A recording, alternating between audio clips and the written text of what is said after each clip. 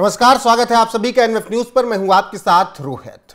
Omar Abdullah CM पद की शपथ लेने के लिए तैयार हैं। अब से कुछ घंटे में वो सीएम बन जाएंगे जम्मू कश्मीर में, और ऐसे में अब जम्मू कश्मीर नया दौर देखने के लिए तैयार है, क्योंकि 10 साल बाद चुनाव हुए और चुनाव में नेशनल कॉन्फ्रेंस में शानदार प्रदर्शन किया और 42 सीटें जीत ली, और सहयोगियों के दम पर अब उमर अब्दुल्ला मुख्यमंत्री बनने के लिए तैयार हैं।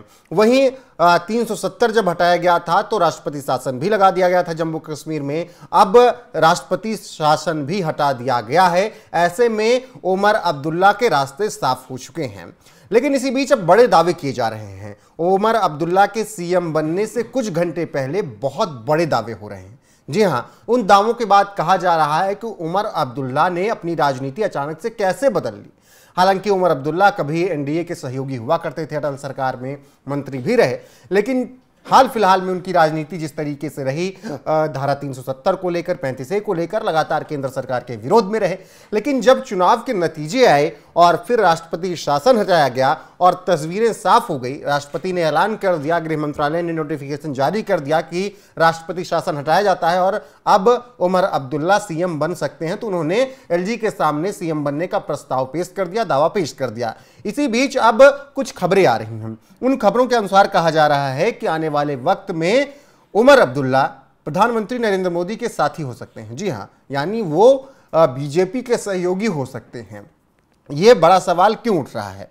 दरअसल चुनाव जब लड़ रहे थे उमर अब्दुल्ला और फारूक अब्दुल्ला, तो लगातार 370 पर बात कर रहे थे, उसे फिर से लाने की बात कर रहे थे, राष्ट्रपति शासन को लेकर बात कर रहे थे कि पूरे राज्य को बांध कर रख दिया गया, स्टेटहुड की बात कर रहे थे। लेकिन जैसे ही चुनाव खत्म हुए, परिणाम उनके पक्ष में आए, तो फिर इसके बाद लगने लगा कि उमर अब्दुल्ला और फारूक अब्दुल्ला जो बयान दे रहे हैं वो कहीं ना कहीं वो मोदी शाह को खुश करने के लिए दे रहे हैं, केंद्र सरकार को खुश करने के लिए दे रहे हैं। हालांकि इस बीच एक आध बयान फारूक अब्दुल्ला के ऐसे आए जो विवादित भी रहे, जिसमें उन्होंने पाकिस्तान से बात करने के लिए आग्रह किया। लेकिन अब मैं यहां पर क्यों कह रहा हूं कि उमर अब्दुल्ला और फारूक अब्दुल्ला एक नई राजनीति की तरफ निकल रहे हैं, क्यों वो केंद्र में सहयोगी या साथी बन सकते हैं आने वाले वक्त में, उसके पीछे के आपको 3-4 कारण जानने होंगे। जैसे अनुच्छेद 370 का मुद्दा अब बाधा नहीं बनेगा, ऐसा सीधा सीधा उमर अब्दुल्ला ने कह दिया, और उन्होंने कहा कि भले हमने 370 पर चुनाव लड़ा, लेकिन हम वो मुद्दा अब नहीं उठाना चाहते हैं।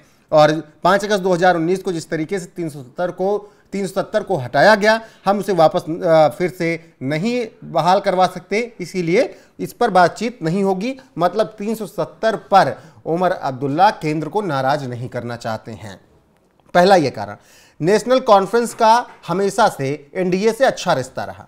अटल सरकार में फारूक अब्दुल्ला के बेटे उमर अब्दुल्ला मंत्री रह चुके हैं, और मोदी सरकार की तारीफ भी कई बार उन्होंने की है। और चुनाव जीतने के बाद अभी हाल फिलहाल में जिस तरीके से उमर अब्दुल्ला ने मोदी सरकार की तारीफ की, उससे भी अंदेशा लगाया जा रहा है कि इनके रिश्ते आने वाले वक्त में मधुर हो सकते हैं। इसके अलावा सहयोगी कांग्रेस से छुटकारा पाना चाहते हैं फारूक और उमर अब्दुल्ला, ऐसे सूत्रों के हवाले से खबर है। खबर क्या है कि 42 सीटें तो जीत ली फारूक अब्दुल्ला और उमर अब्दुल्ला ने मिलकर, 6 सीटें 32 सीटें दी थी कांग्रेस की, उन्होंने 6 जीती, तो सहयोगी की भूमिका बहुत अच्छे से दिख नहीं रही है।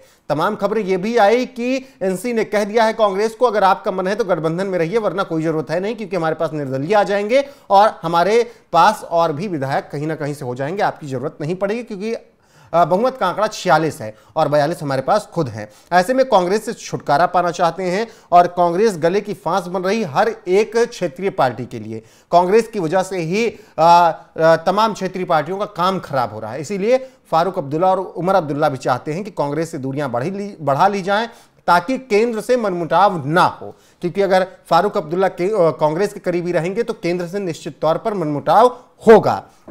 अब इसके अलावा एक और कयास लगाया जा रहा है कि जिस तरीके से लगातार बातें इसकी होती हैं कि फारूक अब्दुल्ला अब नई राजनीति कर रहे हैं घाटी को लेकर, तो वो अच्छा खासा अपने यहाँ पर अब लेकर आना चाहते हैं, व्यवसाय बिजनेस लेकर आना चाहते हैं, केंद्र से अच्छा खासा बजट भी चाहते हैं, इसीलिए वो केंद्र से अच्छे रिश्ते बनाकर रखना चाहते हैं। तो ये 3-4 कारण ऐसे हैं जो कि बता रहे हैं कि उमर और फारूक अब्दुल्ला अपनी आगे की राजनीति शायद एनडीए के साथ तय करें। फिलहाल ये केवल कयास है, सूत्रों के हवाले से खबरें हैं, राजनीतिक विश्लेषकों का विश्लेषण है, अभी इस पर कोई पुष्टि है नहीं। लेकिन शपथ से पहले ये खबरें आ रही हैं तो हलचल मची हुई राजनीतिक गलियारों में।